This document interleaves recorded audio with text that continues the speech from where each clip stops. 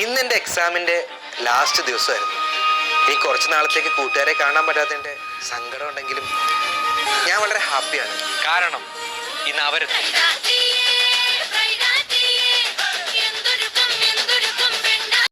അമ്മേ, അവർ വന്നോ? ആ, അതാ.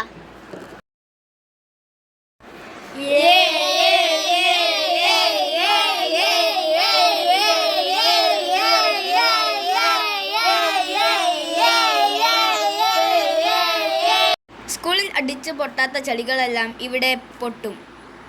എനിക്കിഷ്ടപ്പെട്ട പൂവ് ഏതെന്നറിയോ? സെവരത്തി. അല്ല, ഷാമ്പു. ക്ലാസ്സിൽ ഒരു എക്സാം നടക്കണം. പെട്ടെന്ന് കല്ലിൽ ഒരു ക്യാപ്പ് വെക്കണം. ഞാൻ എന്ത് ചെയ്യും? അവിടെ പോയി ഒരു ക്യാപ്പ് മേങ്ങണം.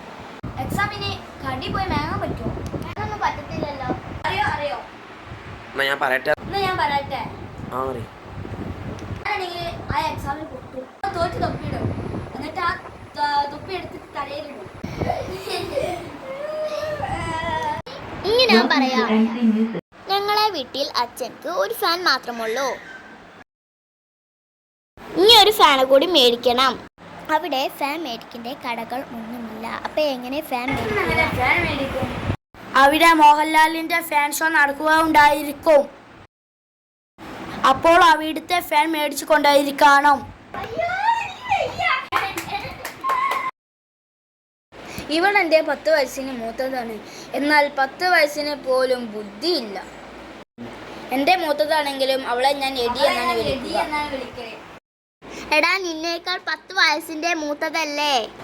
അപ്പോൾ നിന്നെ ചേച്ചി എന്നല്ല വിളിക്കേണ്ടത്. എന്നാൽ എടി ചേച്ചി. സ്റ്റാർട്ട്. എടി കാലിട്ടാട്ടാതെ അമ്മക്ക് ദോഷമാണ്. ഇത് മനോജേട്ടൻ. ഞങ്ങളെ കൂട്ടത്തിൽ ഇവനാണ് ജോലിയുള്ളത്. ഇനി നമുക്ക് എന്തെങ്കിലും കഴിച്ചാലോ? കഴിക്കാൻ മുട്ട മതിയില്ലേ? മുട്ട മതിയെങ്കിൽ എന്റെ എക്സാം പേപ്പറിൽ മുട്ടയാണ്.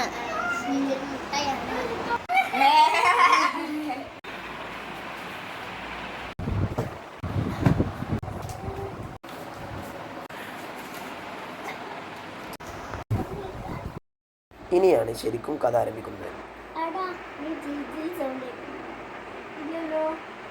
അതൊരു പ്രാതത്തിന്റെ അമ്മയും മോനെ പോകുന്നതാ. കേൾക്കുന്നില്ലല്ലോ. ചുമ്മാ ആളെ പേടിപ്പിക്കാതെ.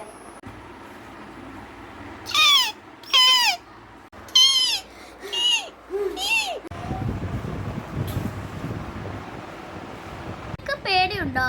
ഇങ്ങനെ ദിവസങ്ങൾ കടന്നുപോയി. ആ ദിവസം വന്നെത്തി. ഞങ്ങൾ അങ്ങോട്ട് പോവാണ് കേട്ടോ. അവനെവിടെ? മക്കളെ, അവനെന്തേ? ഞാൻ അവനെ പറഞ്ഞേൽപ്പിക്കാം.